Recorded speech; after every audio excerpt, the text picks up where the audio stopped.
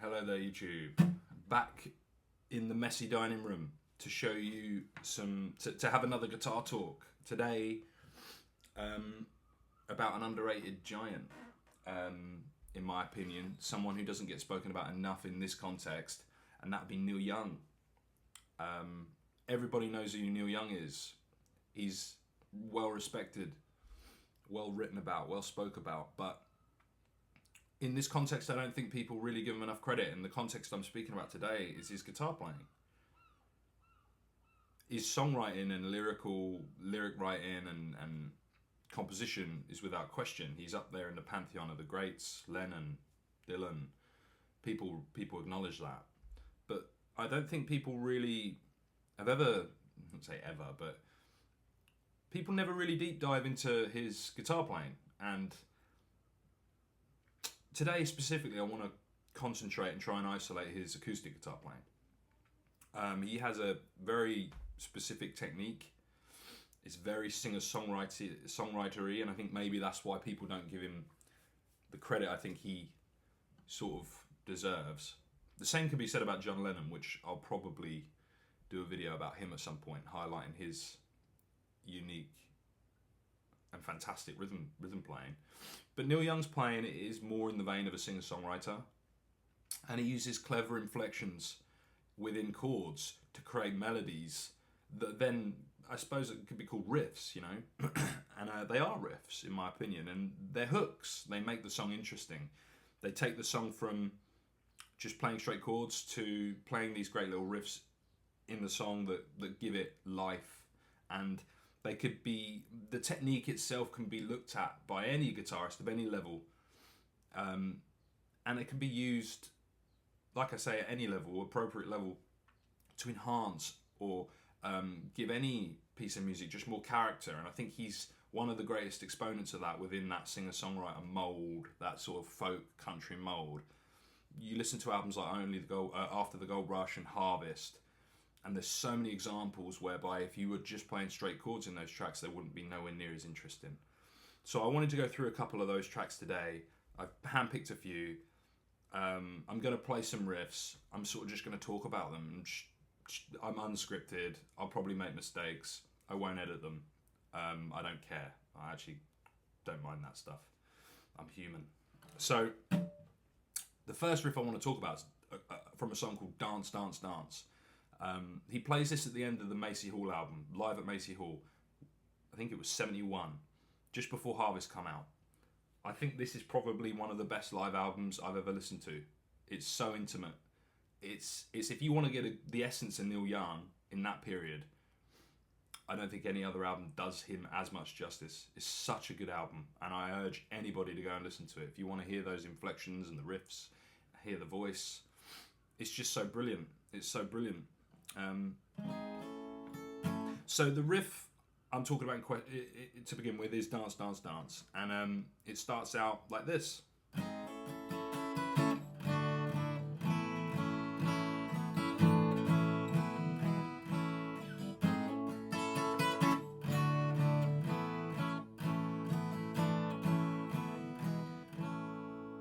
I think that's so clever, that riff, because it's so simple, but it's so effective. And there's a clear melody there, and if you were just playing straight chords, it wouldn't sound anywhere near as good. So let me play it again.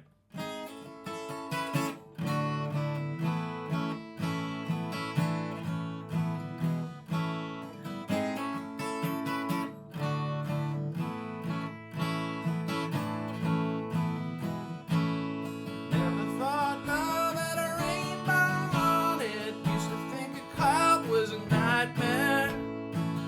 What a fucking great track. So let's play that with just straight chords now and listen to the difference.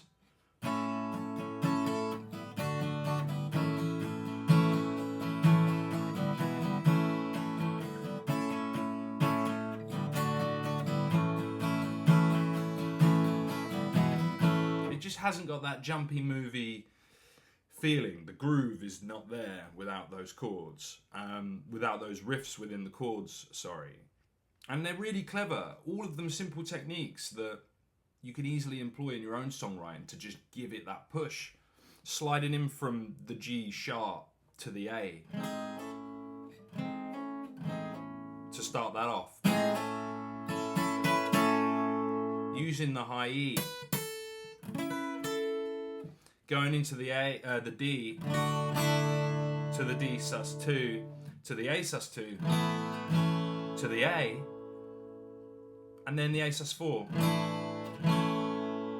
It's just so clever the way, the movement, I feel. The movement, it's really fun to play as well. I feel like the movement in that chord progression is really underrated.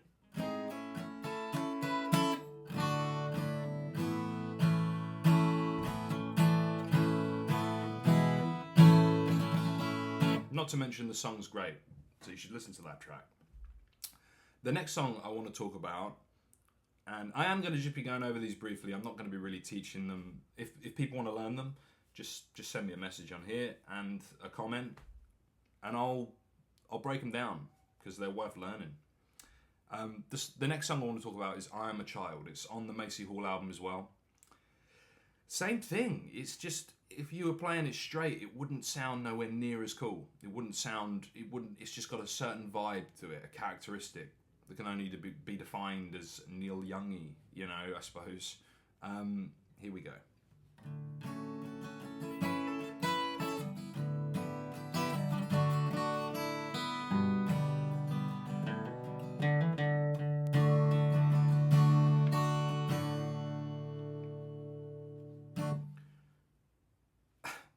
It's just a great riff.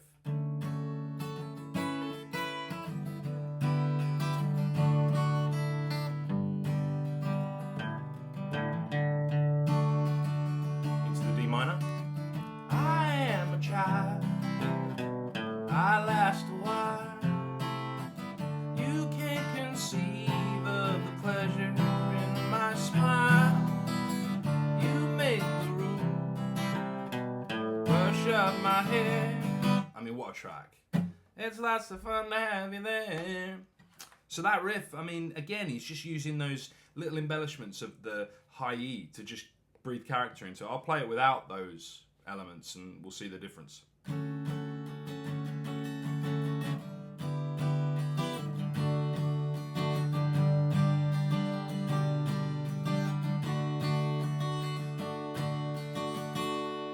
It's very straight. It's got no, again, I feel like it's a bounce. It's like a movement, a bounce.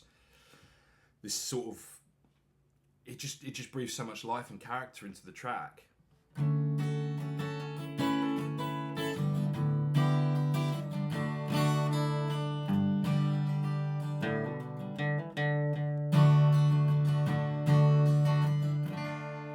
Going into that minor after the major as well is really awesome. I love that. So that's I Am a Child. Great track. One of the more famous ones, maybe the last one I'll go over. There's plenty as well, believe me, there's plenty of source material here. Old Man.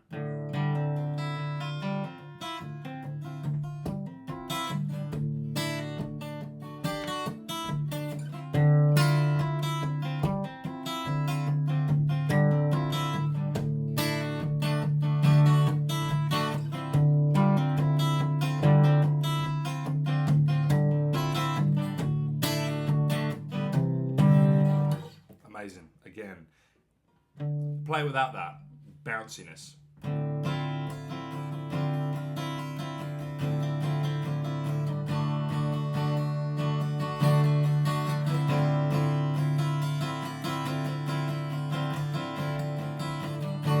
Is it even Old Man anymore? If, you know, again, one of his most popular classic tracks on the Harvest record.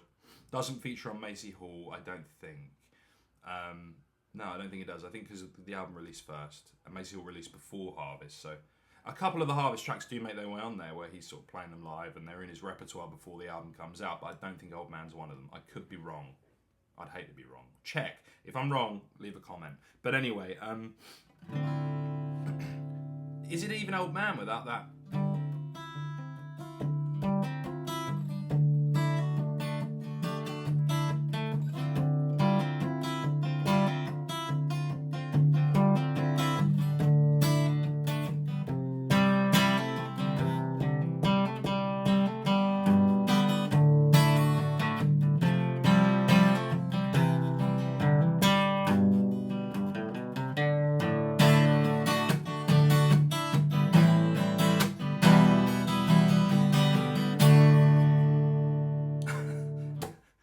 what an amazing song, and what an amazing example of the very thing I'm talking about. It just isn't the same track without all those inflections, those bounces.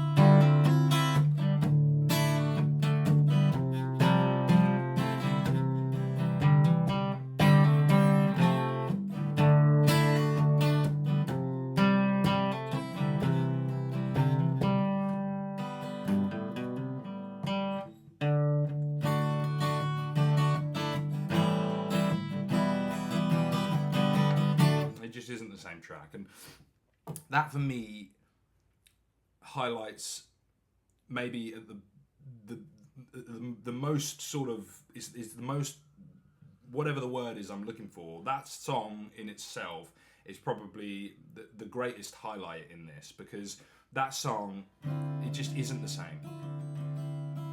So I mean, hopefully from this video you can see actually Neil Young had something going on there.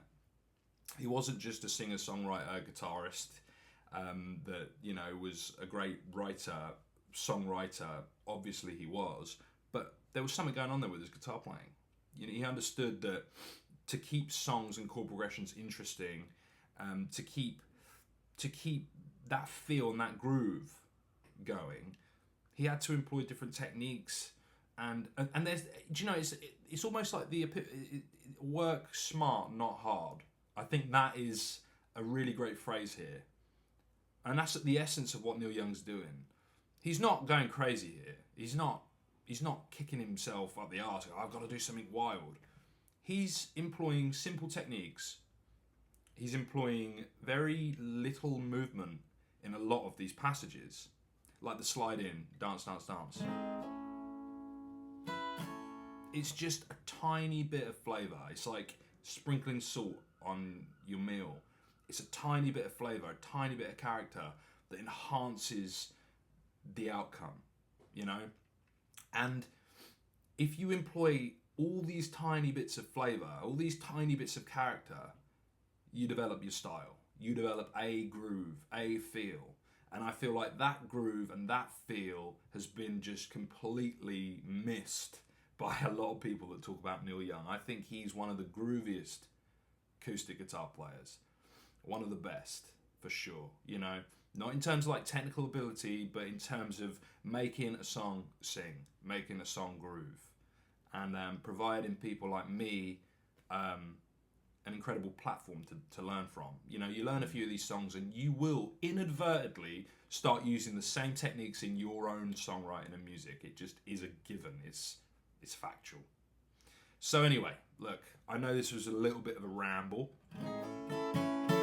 There wasn't too much guitar playing. There wasn't too much breaking of the down of tracks. But I'll do that and can do it, and I will do it. If you leave comments, subscribe, and ask, I could break down not just these riffs, but there's a ton more. There's a ton more Neil Young riffs. There's a ton more other artists that do this.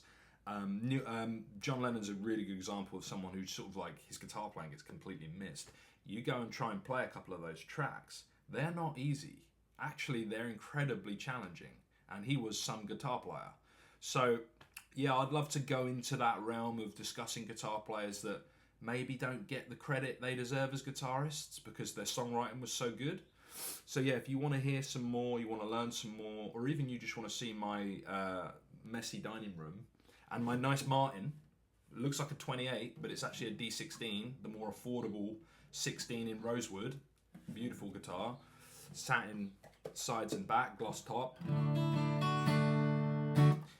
You want to see more of this? Let me know.